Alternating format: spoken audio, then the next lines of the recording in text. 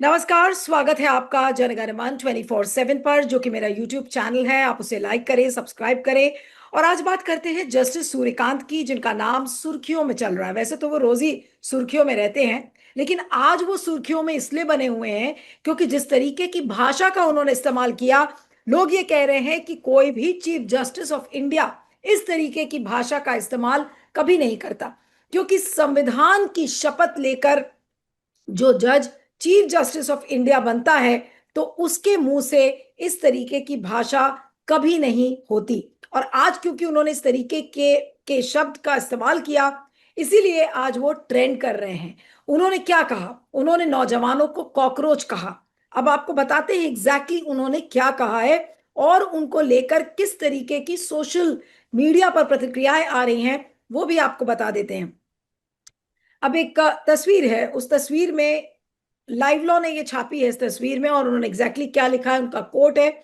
CGI justice Suryakant says there are parasites attacking the system. बिल्कुल जो मोदी जी वाली भाषा है कि परजीवी, कांग्रेस परजीवी है, तो उसी तरीके से आज जस्टिस सूर्यकांत ने भी कहा कि there are parasites attacking the system, यानी कि सिस्टम को अटैक करने वाले ऐसे बहुत सारे कीटाणु हैं। अब उसमें कौन कौन है ये देखिए। There are youngsters like cockroaches. जो नौजवान हैं उनको कॉकरोच बता दिया गया है कि नौजवान है वो कॉकरोच है। Who don't get any employment and don't have any place in the profession. यानी कि नौजवान जिनको रोजगार नहीं मिल रहा है और कोई उनके पास प्रोफेशन नहीं है, वो कॉकरोच हैं जस्टिस सूर्यकांत के हिसाब से। Some of them become media, यानी कि जो मीडिया के लोग हैं वो भी ऐसे हैं जो सिस्टम को अटैक करते रहते हैं। Some of them become social media, जिनको मीडिया में भी एम्प्लॉयमेंट नहीं मिलता वो सोशल मीडिया पर चले जाते हैं।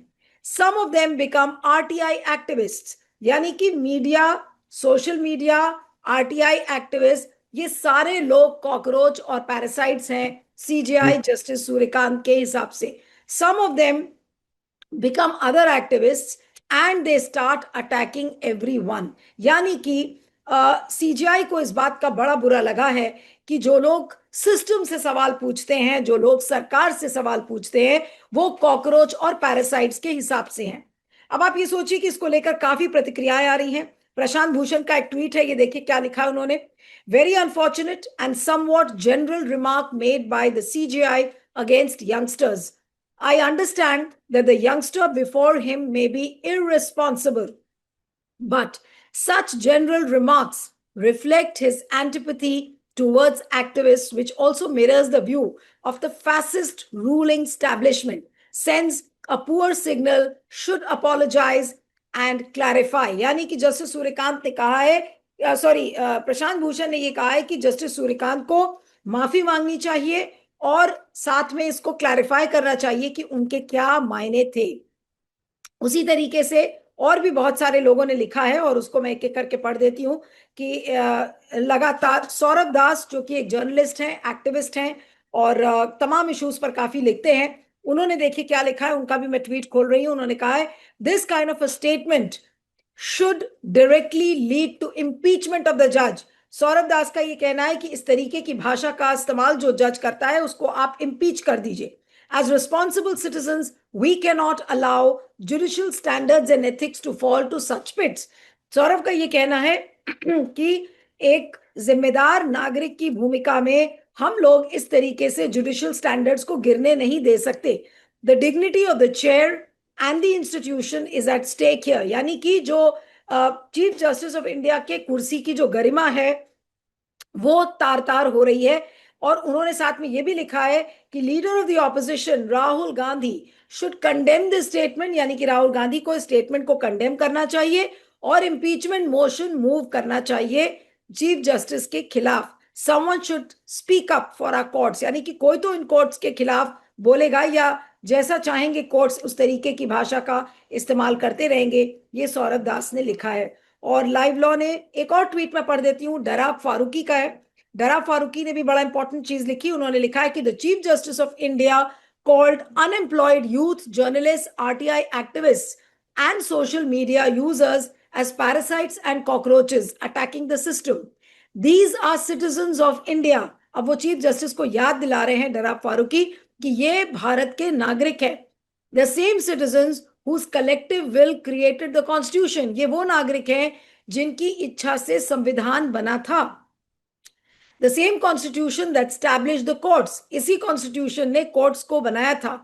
ही is sitting on a throne calling the people who built it an infestation, यानी कि आप उसी कुर्सी पर बैठकर अपना काम कर रहे हैं और जिन लोगों ने उस कुर्सी की गरिमा बनाई है, जिस संविधान ने उस कुर्सी की गरिमा बनाई है, आप उन लोगों को कॉकरोच और पैरासाइट्स कह रहे हैं। जजेस अपॉइंट जजेस through the collegium answerable to no one. Contempt of court silences criticism. Courts remain inaccessible to the poor. And now the head of the system has made his world view explicit. Scrutiny from citizens is not democracy functioning. It's cockroaches spreading. सोचिए, chief justice of India ये कह रहे हैं कि आप system से सवाल पूछने वाले लोग पैरासाइट्स हैं, कॉकरोचेस हैं। My lord has announced he is the feudal Lord. The feudal Lord has simply stopped pretending, यानी कि अब कोई मन में गिला शिकवा नहीं है।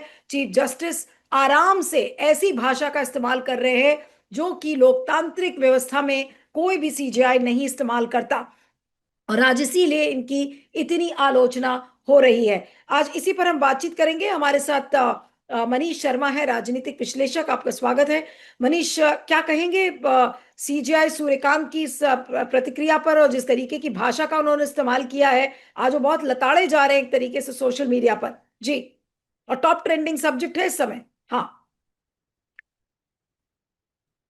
अनम्यूट कर लीजिएगा, अनम्यूट कर लीजिए मनीष। सबसे पहले तो नीली जी, ये भारत में जो बेरोजगार नौजवान हैं उनका एक तरह से अपमान किया गया कि वो काकरोच हैं। माने इस सरकार के दौर में कम से कम 100 परीक्षाएं फेल हुई हैं, लीक हुई हैं, पेपर लीक सरकार ही बन गई है।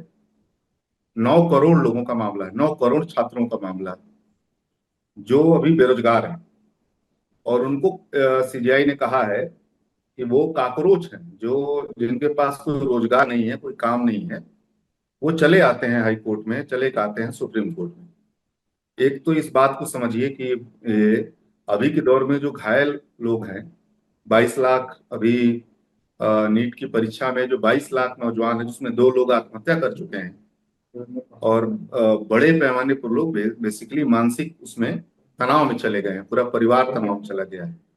एक तो सीजीआई ने ये बात बोल करके जो बेरोजगार लोग हैं वो बेसिकली यहाँ विसिल ब्लोअर बनने की कोशिश कर रहे हैं, कोर्ट पे हमला कर रहे हैं, न्यायपालिका पे हमला कर रहे हैं। ये एक तो ये बात समझ, ये अपमानजनक है अभी के दौर में। ये इसी समय सूर्यकांत ने कहा है जब अभी एक तत्काल एक बड़ी परीक्षा, 100 परीक्षाओं में एक बड़ी परीक्षा अभी तुरंत वो हुई है। दूसरा आप देखिए कि वो आप अगर आप ये देखेंगे कि जुडिशरी के बीच में और सरकार के बीच में एक लंबे समय से गलगलियां चल रही है, मतलब उनकी एकता चल रही है। बाबरी मस्जिद का जो फैसला आता है, आप ध्यान दीजिए, उसमें कहा रंजन गोगोई ने कि ये बाबरी मस्जिद गिराई गई, मंदिर का कोई वहां निशान नहीं था, वहां मस्जिद गिराई गई, मस्जिद गिराने वाले कुछ लोग हैं, ये सब बोला।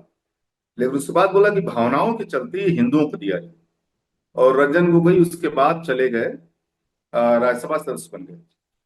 उसके बाद आप देखिए कि सरकार ने एक बड़ा फैसला लिया 370 का। वो 370 जो कश्मीर का की स्वायत्तता को आ, थोड़ा बहुत बचाए रखा था, हालांकि उसका बहुत परिवर्तन कर दिया गया था, लेकिन उस न्यूनतम स्वायत्तता को भी भंग किया सरकार ने, उसको भी उन्होंने मान लिया। सुप्रीम कोर्ट ने भी डिटो कर दिया। उसके बाद आप देखिएगा कि वो जो है धर्म के आधार पे जो पहली बार हिंदुस्तान हो रहा है नागरिकता देने की बात हुई, उसको भी सरकार ने मान लिया। अभी जो उत्तर प्रदेश के अंदर अंदर जितने भी मस्जिदों के अंदर शिवलिंग खोजे जा रहे हैं, वो सब सुप्रीम लोअर कोर्ट के आदेश के आधार पे हो रहे हैं, और जिसमें चंद्रचूड़ ने कहा था कि उसको इन दोनों चीजों को अलग अलग देखा जाना चाहिए। जिसके बाद से वो आप देखेंगे संबल से लेकर के ज्ञानवापी से लेकर के, और अभी वो आप देखेंगे कि अभी वो मध्य प्रदेश में जो एक फैसला आया अभी, वो क्या बोलते हैं उसको, अभी मध्य प्रदेश में एक फैसला आया है, हाई कोर्ट ने उसमें दिया। हाँ, वो कौन सा वाला? हाँ, तो ये एक अभी फैसला आया। तो ये एक आप देखिएगा कि ये एक एक जनरली एक पूरे देश में चला गया है कि जो कार्यपालिका है और न्यायपालिका, जो आमतौर पे संविधान बनाते समय बाबा साहब के दौर में ये था कि कार्यपालिका अगर कुछ गलती करती है तो न्यायपालिका उसको बैलेंस करेगी, और अगर न्यायपालिका कुछ गलती करती है तो कार्यपालिका उसको, संसद उसको बैलेंस करेगी। मैंने एक चेक बैलेंस का उसने खड़ा किया। अभी के दौर में ये बात चली गई है कि सत्ता, ये देखिए कुल मिला के मैं ये नहीं कह रहा हूं कि ये जो निर्णय आ रहे हैं वो गलत हो रहे हैं, मैं ये नहीं कह रहा हूं, या सरकार के पक्ष में जा रहे हैं, सरकार के हिसाब से जा रहे हैं, मैं ये नहीं कह रहा हूं। न्याय का जो मसला होता है वो केवल न्याय का मसला केवल होना नहीं चाहिए, न्याय का मसला होते हुए भी दिखना चाहिए। तो वो अभी ये दिख रहा है भारत की जनता को कि भारत की जो न्यायपालिका है और नहीं, सरकार लेकिन है आप ये उससे। बताइए कि जस्टिस सूर्यकांत की जो मानसिकता है, आखिर उन्होंने इस तरीके की भाषा का इस्तेमाल करने के पहले, भले ही ठीक है वो एक वकील को डांट रहे थे कि उसको अपना मैटर नहीं आता था, और वो उसको डांट रहे थे, हो सकता है उसको कोई चीज ना पता हो, लेकिन इस तरीके के ऑब्जर्वेशंस कोर्ट के अंदर बैठ कर देना, आखिर इसका असर क्या पड़ेगा और क्या सोचकर उन्होंने इस नहीं चीज नहीं नहीं का। नहीं, वो वकील, नीरू जी, वकील वो बहाना था। वो कह रहे हैं पैरासाइट हैं, बेरोजगार हैं, इनके पास कोई काम नहीं है, ये हर बात में सुप्रीम कोर्ट चले आते हैं, ये बेसिकली परजीवी हैं, ये असल में, और ठोस रूप से कहे तो काकरोच हैं। समझिए बात को। वो वकील को थोड़े बोल रहे थे, वो बोल रहे थे इस तरह के वकील के बहाने। वो क्या बोल रहे थे, वो बोल रहे थे कि ऐसे आरटीआई एक्टिविस्ट हैं, नॉर्मल एक्टिविस्ट हैं, बहुत सारे जो बेरोजगार हैं जिनको कोई काम नहीं है, वो लोग जो है इस पे चले आते हैं मुंह उठा के। आप समझिए वो भाषा कुल मिला के यही है कि वो ऐसे लोग हैं जो बेसिकली परेशान कर रहे हैं।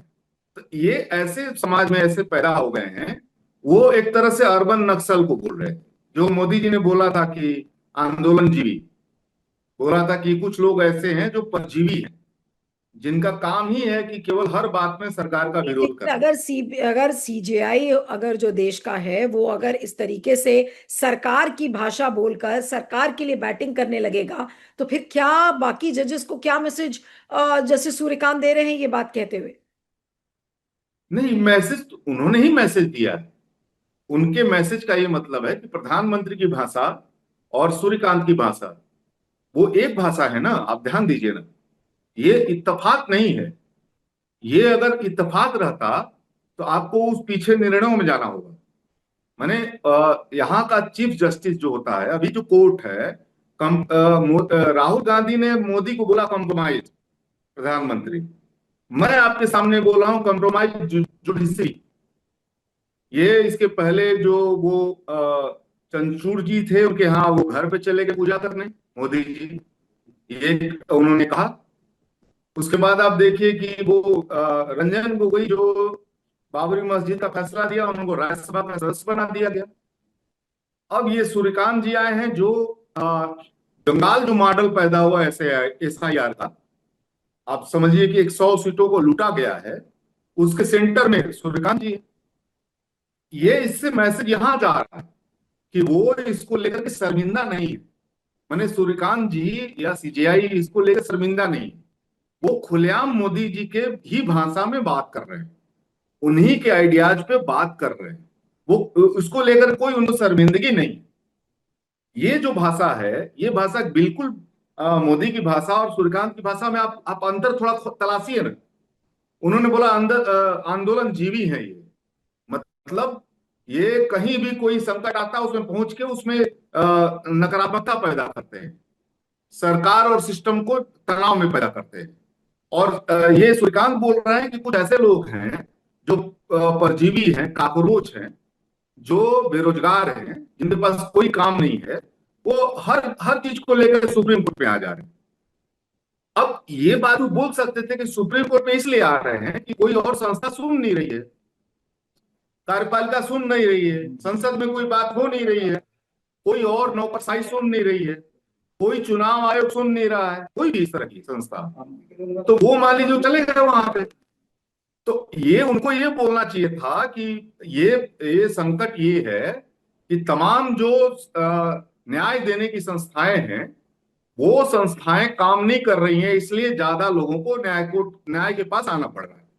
ये वो उनका फर्ज बनता था, इस पे देते। लेकिन उन्होंने वही भाषा अपनाई जो चुनाव आयोग अपना रहा है, जो प्रधानमंत्री ने अपनाया, बिल्कुल। जो नौकरशाही अपना रही है, जो ईडी अपना रही है, जो सीबीआई अपना रही है, वही भाषा सूर्यकांत अपना रहे हैं। इससे एक बात और चली गई है, आज के बाद ये और क्लियर हो गया कि जुडिशरी अब इसको छुप जैसे मोदी सरकार आज के दौर में अपने मशीनरी के उपयोग को बहुत छुपा के ढक के रखना नहीं चाहती है। मतलब वो अब इसका दंगे तरीके से प्रयोग करना चाहती है, और इसको लेकर उसके पास अब कोई झिझक नहीं है। बंगाल मॉडल से अगर आप थोड़ा समझना चाहें, उस पर कभी हम लोग बाद में फिर बात करेंगे। नहीं, लेकिन एक तो इसको ये लेकर के अब इसका खबरें आई है, उसको मैं पढ़ना चाह रही हूँ मनीष की। अंजलि भारद्वाज हैं, आरटीआई एक्टिविस्ट हैं, ट्रांसपेरेंसी एक्टिविस्ट हैं, और उन्होंने अभी थोड़ी देर पहले ट्वीट किया है, उसको मैं पढ़ना चाह रही हूँ। जिससे कि पता चलेगा कि उन्होंने भी क्या लिखा है सूर्यकांत जी के लिए। उन्होंने लिखा है कि your lordship, the right to question is the soul of democracy. Citizens holding power to account are not attacking the system. They are doing their bit to keep it robust. It does not behove the Chief Justice of the largest democracy in the world to use terms like parasites and cockroaches for watchdogs, media, social media, RTI, and other activists. और इस बात को उन्होंने live law के एक tweet पर, live law ने लिखा, इसको रिपोर्ट किया, उसी पर ही अंजलि भारद्वाज ने लिखा है।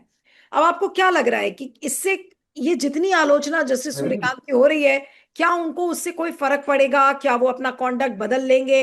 जिस तरीके से वो बिहेव कर रहे हैं, क्या उसमें कोई बदलाव आएगा? या फिर वो मना रहे होंगे कि चलो बहुत अच्छा है, इसको लेकर इतनी आलोचना हो रही है, जितनी मेरी नहीं, आलोचना होगी सरकार ये उतना जो, पसंद करेगी।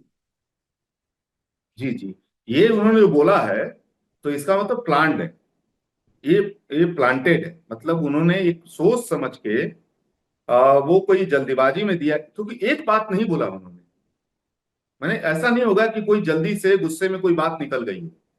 उन्होंने आरटीआई कार्यकर्ताओं को बोला है, उन्होंने बेरोजगारों को बोला है, उन्होंने काकरोच बोला है, उन्होंने पैरासाइट बोला है, मैंने सब बोला है।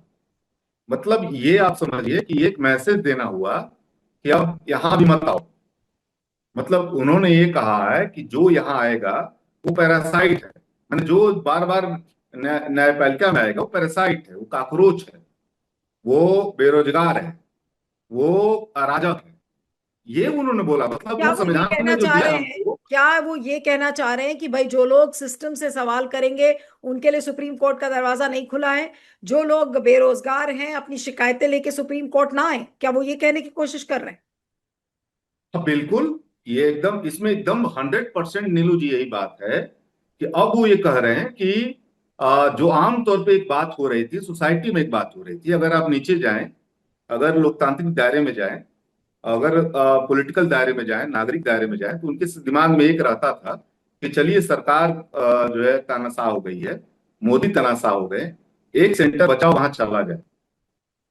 वो चैप्टर भी सूर्यकांत ने आज के बयान के बाद वो क्लोज कर दिया। उन्होंने साफ साफ कह दिया है कि यहाँ आने की जरूरत नहीं है, और मोदी जो कर रहे हैं वो बिल्कुल सही कर रहे हैं, मोदी का रास्ता ही सही है। ये उन्होंने एक आज मैसेज दे दिया है। इसका मतलब क्या है? इसका मतलब समझ रही है? इसका मतलब क्या है?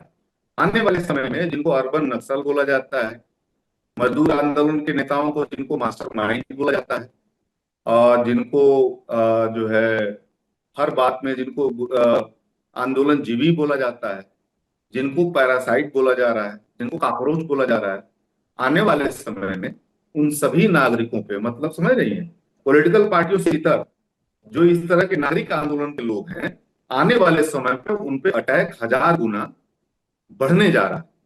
और कोर्ट ने इशारा एक तरह से मोदी को दिया है, मोदी ने इशारा कोर्ट को दिया है कि अब ये दोनों सेंटर जो होंगे, कार्यपालिका और न्यायपालिका, यहाँ इस तरह के लोगों के लिए कोई स्पेस आने वाले समय नहीं होगा। एक ऊपर अटैक और बढ़ेगा, 1000 गुना बढ़ेगा। ये मैसेज है इसमें। जी। तो कुल मिलाकर मेरा आखिरी सवाल आपसे यही है कि क्या कहेंगे सूर्यकांत की, जस्टिस सूर्यकांत के इस कथन पर, और आज क्या मैसेज जस्टिस सूर्यकांत ने पूरे वर्ल्ड में दिया है? आज पूरा विश्व देखेगा कि भारत का चीफ जस्टिस किस तरीके की भाषा का इस्तेमाल कर रहा है, जहां पर उसके प्रधानमंत्री कहते हैं कि भारत मदर ऑफ डेमोक्रेसी है। और देखिए, इसका मतलब ये है कि बीजेपी अब अपने लोकप्रियता के सबसे खराब दौर में है। मैंने जो उसकी लोकप्रियता थी, उसका जो ब्रांड मोदी था, उसका जो राष्ट्रवाद था, उसका जो हिंदुत्व का नैरेटिव था, अब वो अपने बहुत सबसे खराब दौर में है। मतलब वो जनमत के बल पे सत्ता नहीं कर सकती है। मतलब वो जनाधार के बल पे, राजनीति के बल पे सत्ता में नहीं रह सकती है। तो अब इसका मतलब ये है कि जितनी भी राज मशीनरी है, वो अब ईडी सीबीआई से भी काम नहीं चलने वाला है। वो अब इसका मतलब चुनाव आयोग से भी काम नहीं चलने वाला है। मोदी ने मैसेज दिया है कि अब न्यायपालिका को भी नंगे तरीके से अपने पक्ष में सामने लाएंगे। एक मैसेज दुनिया को उन्होंने दिया है और भारत में भी अपने समर्थकों को दिया है। जनाधार जैसे जैसे उनका संकट में पड़ रहा है, वो अब तमाम ऐसी संस्थाओं को जिनको स्वायत्ता का एक अघोषित तौर पे कह लीजिए, स्वायत्ता कितनी बची थी हम लोग भी जानते थे, लेकिन स्वायत्ता का जो भी उन्होंने एक पर्दा लगा रखा था, उस पर्दा को फाड़ फाड़ के फेंकना है। इसका मतलब यह है कि आने वाले समय में अब केवल चुनाव आयोग, ईडी सीबीआई नहीं, केंद्रीय बल नहीं, सेना पुलिस नहीं, नौकरशाही नहीं, अब जुडिशरी भी खुली तौर पे मोदी को किसी हालत में, हर हालत में सपोर्ट करने के लिए वो तैयार है। ये मैसेज दिया, और वो उसको लेकर के मोदी कोई शर्मिंदा नहीं, बिल्कुल। वो इसको लेकर के एकदम नॉर्मल है। अब ये विपक्ष के ऊपर काम है कि अभी के दौर में वो जनता के बीच में किस रूप में जा रहे हैं, क्योंकि इनके पास वो हिंदुत्व का नैरेटिव नहीं है, वो 24 में ध्वस्त हो गया। राष्ट्रवाद का नैरेटिव नहीं है, जिसको ट्रंप ने ध्वस्त कर दिया। हम्म। और मोदी ब्रांड अब बिक नहीं रहा। मतलब अब वो ढक्कन नहीं है, जिसको मैं बार बार आपके कार्यक्रमों में बोलता रहता हूँ। क्या विपक्ष इस बात को पकड़ पा रहा है कि जैसे जैसे मोदी की लोकप्रियता घट रही है, वैसे वैसे राज मशीनरी का नंगा उपयोग मोदी काल में और ज्यादा बढ़ रहा है। बिल्कुल। और इस समय अगर विपक्ष इसको राष्ट्रीय लेवल पे मूवमेंट का विषय बनाएगा, इसमें मोटी आंख से भी जनता इसको देख पाएगी, ये सवाल है। ये अब विपक्ष के पाले में मामला है कि वो इसको आज के दौर में सही समय पर कोई चोट करने के लिए तैयार है कि नहीं। बिल्कुल। क्या वो जनता के बीच में बड़े पैमाने पर, ह्यूज लेवल पे जाने के लिए तैयार है कि नहीं, हम्म। ये बड़ा सवाल है। बिल्कुल। तो देखना होगा क्या होता है। जी। चलिए, आपका बहुत बहुत शुक्रिया Manish. Thank you so much for joining. जी। Thank you.